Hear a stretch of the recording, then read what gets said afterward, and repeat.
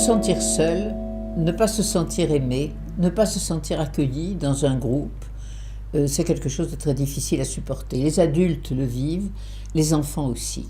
Je pense à ce petit garçon qui, quand il venait en séance de thérapie, qui était un petit garçon qui réussissait très peu de choses, qui se sentait ridicule, il avait toujours le nez qui coulait, il avait toujours un rhume interminable, il était un tout petit peu, il se sentait un tout petit peu empoté, et il était la risée de ses camarades. Et donc ce pauvre petit garçon se sentait vraiment très très seul au milieu des autres.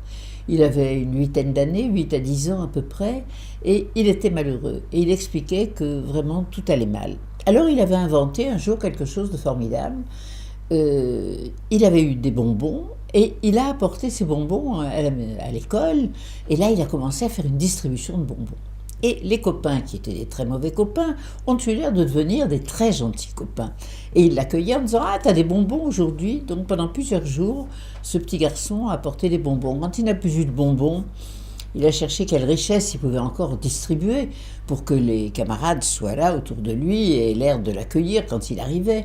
Alors il a pensé à son sac de billes, il a pensé à sa collection d'images et il a distribué jusqu'au jour où il n'avait plus rien à distribuer. Alors là, la catastrophe véritable est arrivée. Comme il n'avait plus rien à distribuer, il a pris de l'argent dans le porte-monnaie de sa mère, il a racheté des bonbons, il en a apporté jusqu'au moment où il a compris finalement que tout se passait mal parce qu'il y avait quelque chose qui n'allait pas au départ. Il m'en a parlé, nous avons beaucoup réfléchi ensemble à ce qui se passait et il est arrivé à réaliser qu'au fond, il achetait les camarades et que quand il n'avait rien, les camarades, il ne les avait plus. On ne l'aimait pas s'il n'apportait pas quelque chose en échange de l'amour. Or, la solitude, en elle-même, n'est pas une catastrophe. Ce qui est catastrophique, c'est de n'être pas aimé. Si on est au milieu des autres qui ont l'air de vous entourer, pas du tout parce qu'ils vous aiment, mais parce qu'on leur est utile, eh bien, on risque d'entrer dans un asservissement.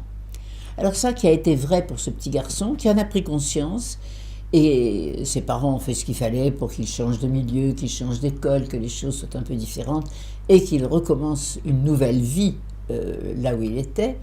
Ce qui a été vrai pour ce petit garçon, c'est vrai aussi pour nous adultes. Ça ne se passe pas avec des bonbons et avec des cartes, mais ça peut se passer avec bien d'autres choses.